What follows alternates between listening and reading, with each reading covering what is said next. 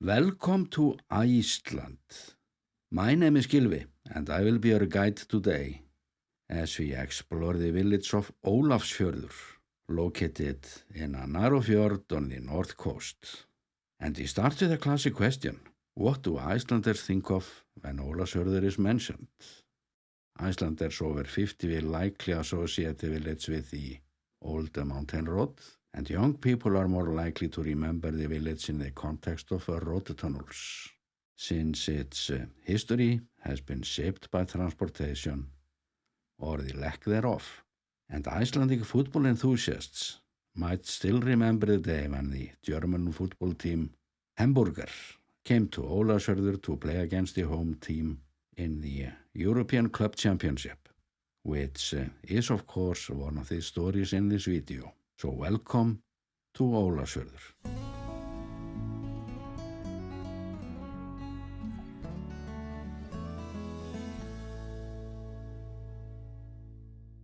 Ólafsfjörður is located on the Tröllaskagi Peninsula, 5 hours from Reykjavík and less than an hour from Akureyri, the capital of North Iceland.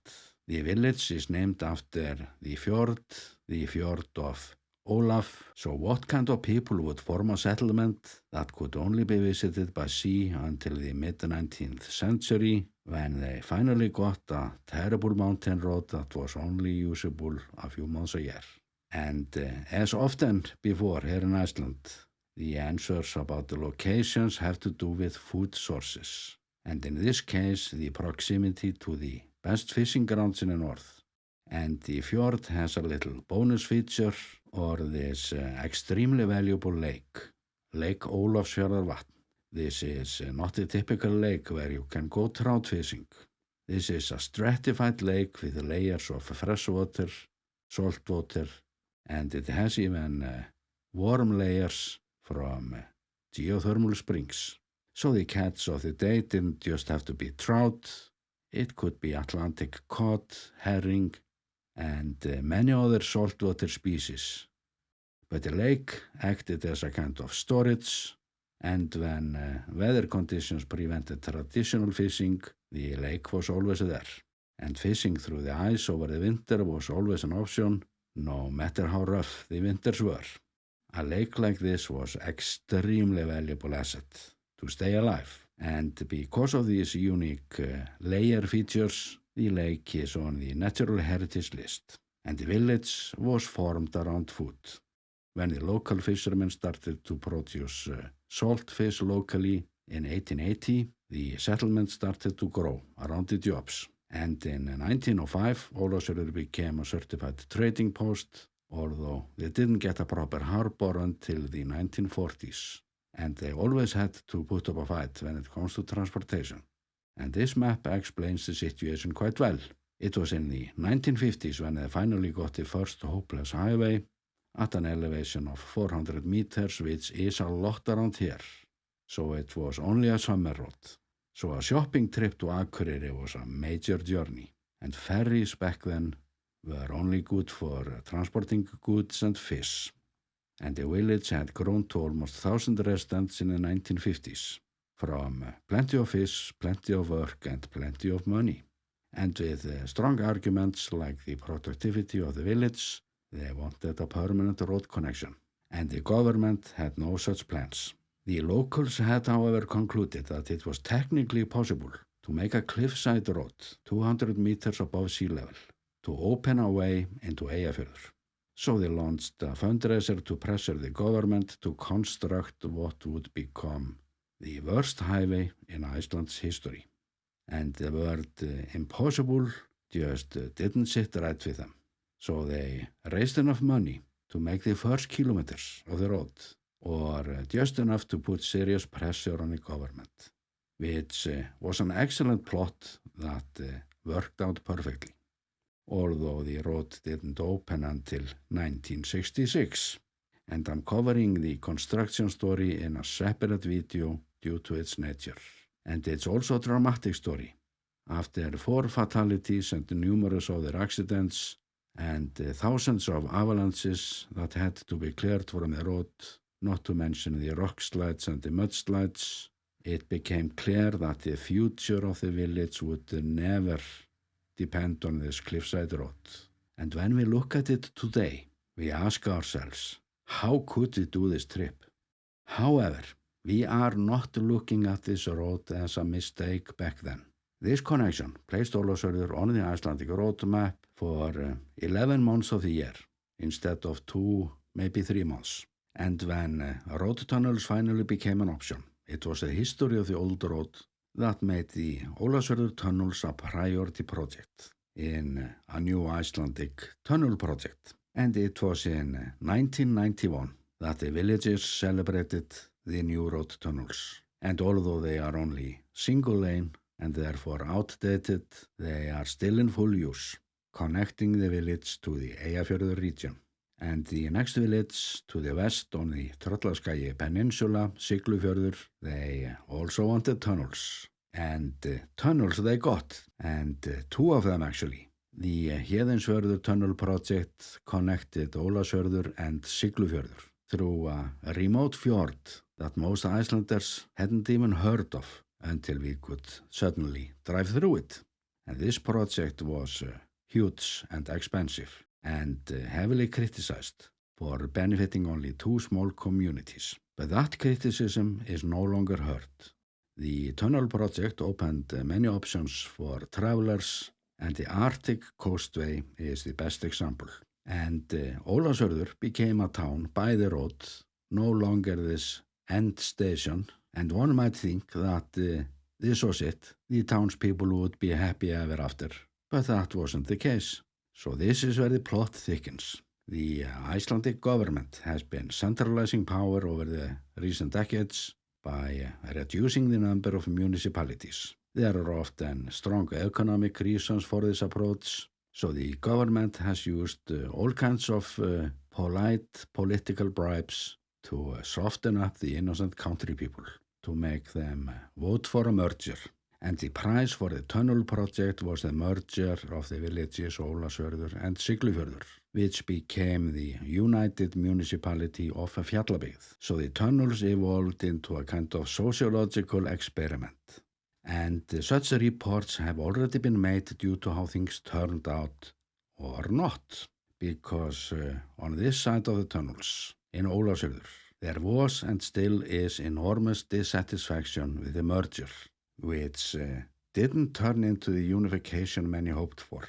A part of the problem is that this was in a way a forced merger, and many voices in Ólafsfjörður say that they should have merged with municipalities like Dalvík in Eyjafjörður, in a region that has been connected to Ólafsfjörður through roads and commerce for a long time. But Ólafsfjörður and Siglufjörður, they had less cooperation and totally separate business networks.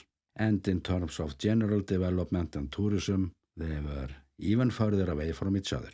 Siglufjörður was by that time skyrocketing in the tourism industry, with plenty of money from a local businessman who had moved back with his earnings from his ventures abroad, and the tunnel project had much greater economic importance in Siglufjörður, which has blossomed ever since the tunnels opened. And Siglufjörður got many of the public jobs like the police station, the office of the district police commissioner, while Ólafsfjörður got the upper secondary school and increased traffic through their old single-lane tunnels, making them into a bottleneck over the summer. And that's not all. The port in Siglufjörður took over a large part of the role of the port in Ólafsfjörður, where we hardly see any ships. And according to surveys, about 70% of the residents in Ólafsfjörður feel as they got the short end of the stick. But on the other side of the tunnel, only 30% of the residents in Siglufjörður say the same. And young people care less about the merger than those who are older, so it's possible that this has something to do with old friction between the villages. But nothing changes the fact that this tunnel project unified the labor market and opened up a flow of travelers all year round and many other options. And even though it can be said rightfully in a way that Ólafsfjörður didn't get as lucky as Siglufjörður when it comes to tourism, their is more to the local tourism industry than meets the eye. Many come for the heli skiing service, where they are airlifted to some of the peaks to ski down on fresh and fluffy powder snow. Nearby, we can find a high-end farmhouse resort, so celebrities can sometimes be spotted in the area, often not far away from the helicopters, and the locals don't pay much attention to them, since they are not very useful in the fish industry. And Ólafsfjörður has a little and friendly ski resort, and this old ski jump platform always attracts attention. It hasn't been used for ski jumping in a long time, and I'm a bit surprised why they haven't turned it into something fun for tourists, since this structure is there. And the village was for a time known for producing very good skiers. But it is, however, clear that the local sports history peaked between 1995 and 2000. Football is the biggest sport in Iceland, so what can a village of fewer than 1,000 residents do in a popular team sport? Because it's not as they have many professional players to choose from. And villages of this size are considered fortunate if they earn the right to compete in the second strongest division. But stubborn people of the land, like we have here, they know that dead cod can buy living football players, even from abroad. And that is what they did. The club's name was Leiftur, which translates to lightning, and sarcastic and perhaps jealous Icelanders altered 2 letters in the name, and Leiftur became Keiftur, which sounds similar, but it's no longer a lightning, because Keiftur means bought, referring to all the players they bought. So Leiftur Keiftur almost became the official club name through Icelandic sarcasm. And we all had a good laugh until the club entered the top division, where they finished 3 times in the 3rd place, and then they hit the jackpot. Hamburger as an opponent in the European Club Championship, coming to Ólafsfjörður to play on this football field. And I'm surprised why this hasn't been made into a documentary, since this story is just too good to be left uninterrupted in the cosmos. At arrival, the German club manager looked at the football field and said, "This is fine practice field, boys. And where is the stadium?" But this was it. And it is very clear that this football match under today's regulations would never take place here. Many of the German players voiced their concerns about the mountain looming above the field. They felt as it could come crashing down at any moment. They also complained about the cold weather, the wind, and of course the so-called stadium. And these complaints were of course taken seriously by the locals as additional entertainment value for the price of the ticket. And the Hamburg team played here in front of 1,700 spectators, and many of them had to use the natural seats on the mountain slope. The Germans won by 2-1 for the home team, and all complaints over the framework were dismissed during a pancake party after the match in a new football clubhouse, and the football adventure of Leiftur continued.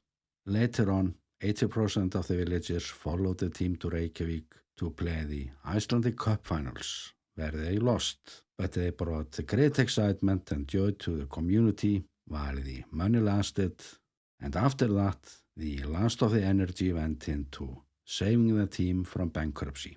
And when the tunnels opened, Leiftur Keiftur merged with the Siglufjörður football team, and this unified football team has been hopeless in football ever since.